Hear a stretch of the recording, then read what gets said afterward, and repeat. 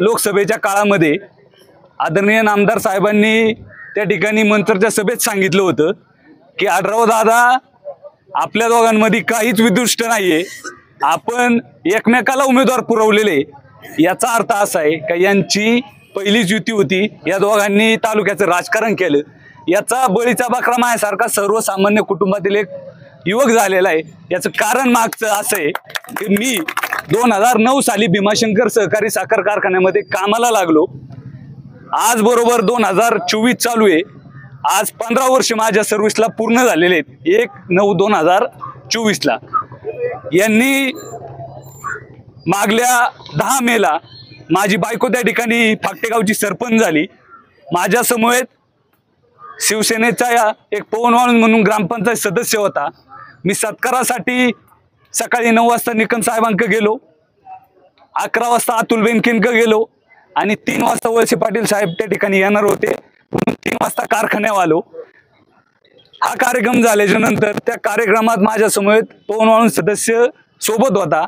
आढराव दादांचा दौरा आमच्या भागामध्ये होता आणि त्या दौऱ्यामध्ये ज्यावेळेस आढराव दादा पंचताळ्यामार्गे जांबूतला जाणार होते, पवन वाळूंज या आमच्या सदस्यांनी दादांना विनंती केली की आपल्या सहकार्याने गावचा सरपंच निवड झालेला आहे, त्यांचा वाढदिवस उद्या आहे, तुम्ही फाकट्या मार्गे जावा। दादांनी विनंती मान्य केली, फाकट्याला आले, माझा वाढदिवस साजरा केला। आम्ही हंगामी कर्मचारी, तुम्हाला माहीत असेल कारखान्यात आज देखील कर्मचारी हंगामीच आहेत, त्यांना 100% हंगामी केलेलं नाहीये। परमनंट तर सोडून द्या, 20-20, 25-25 वर्ष तुम्ही ज्यांच्या जीवावरती राजकारण केलं त्यांना तुम्हाला परमनंट करता आलेलं नाही।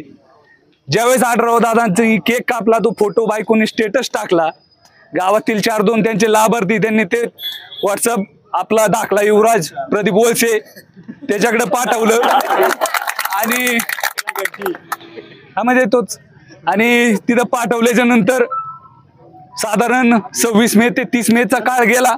1 जूनला सगळ्यांना माहिती कारखाना कर्मचारी ऊस लागवडीच्या दृष्टीने त्या ठिकाणी घेतलं जातं।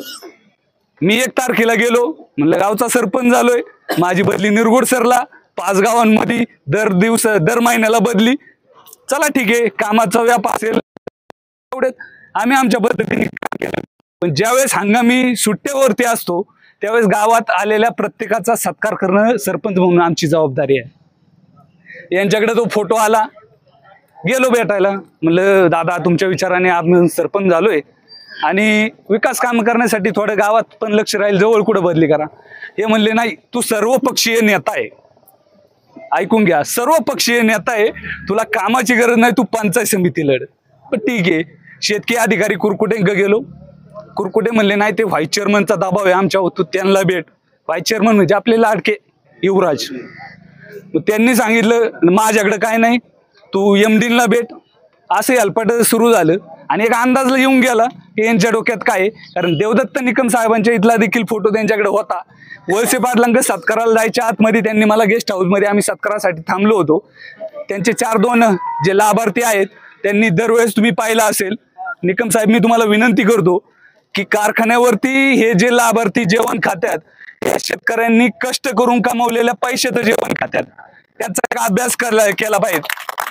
त्यांनी ती नाही 15 तारखेला तुम्हाला कामावर घेतलं जाईल, ठीक आहे म्हणलं, 15 तारीख 15 दिवस वाट पाहिली। 15 तारखेला जे 15 जण घरी होते त्यांना घेण्याचा प्रयत्न केला। मी तिथं गेलो, मला विचारलं माझी हजेरी बंद। मी दर महिन्याला माझ्याकडे आत्ता पण दुसरा एक मोबाईल आहे, त्याच्या स्क्रीनशॉट आहेत, सगळ्या अधिकाऱ्यांचं माझ्याकडे रेकॉर्डिंग आहे। आणि निकम साहेब मी तुम्हाला विनंती करील, ज्या वेळेस आपल्या विधानसभेच्या सभा लागतील त्यावेळेस मला हक्काने बोलायची चान्स त्या ठिकाणी तुम्ही दिला पाहिजेत। यांचं काळं निळं मी देखील 15 वर्ष यांचं राजकारण पाहिलेलं आहे।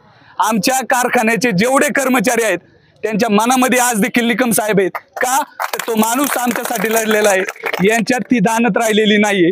यांच्या डोक्यात आज देखील तुम्ही पाहिलं असेल कारखान्याचा अहवाल छपाई केली, कारखान्याचा अहवाल साहेब तुम्हीच बोलणार होते पण तुम्हाला बोलून दिलं नाही, योगायोग आम्हाला इथं आग्रह केला, आम्ही बोलतोय, आम्हाला काही कोणाचं बंधन नाही। निकम साहेबांनी मला सांगितलं तुला कामावर यायचं असेल तर मी तिथं तुझ्यासाठी बांधतो। साहेबांना म्हणलं साहेब यांची नियत आता बदललेली, वारं फिरायला लागलेले। मी त्याच्यानंतर उपोषणाला बसलो, गावचा रस्ता आमचा विकास झाला म्हणले ना, सगळीकडे 42 गावात सगळीकडे जाहिरात होती, 42 गावात विकास झालाय। आमचा फाकटे वडनेर रस्ता गेले 30-35 वर्षे कधीच त्याच्यावर डांबर पडलं नाही, खडी सोडा डांबर तर नाहीच नाही. आणि त्या रस्त्यासाठी मी माझ्या समोर मनीष बोराडे तो पवन वाळूंज ग्रामपंचायत उपोषणाला बसलो आणि हे मंत्री तिकडून फोन करून सांगितलं तुम्ही जर 25 लाख देत असाल, निकम साहेब आले अमोल कोल्हेंच्या नावाने 25 लाख जाहीर केले आणि 6 महिन्यात डांबरी रस्ता झालाय, तुम्ही सगळ्यांनी बाईट पाहिले असं यांनी त्यावेळेस जाहीर केलं. आमच्याकडे रेकॉर्डिंग आज सुद्धा मोबाईल मध्ये आहे, मी पत्रकारांना कधी पण प्रेस कॉन्फरन्स घेऊन देऊ शकतो. यांनी सांगितलं का जर ते 25 देत असेल तर आम्ही देखील 25 लाख रुपये त्या ठिकाणी रस्त्याला देतो. अजून एक खडा नाही आला कुठं. विकासासाठी गेलेत, विकास करायचे. कसला विकास करायचे, कोणाचा विकास करायचे ते आता सगळ्या जनतेला माहिती आहे. आपण सर्वजण या ठिकाणी उपस्थित राहिलेत.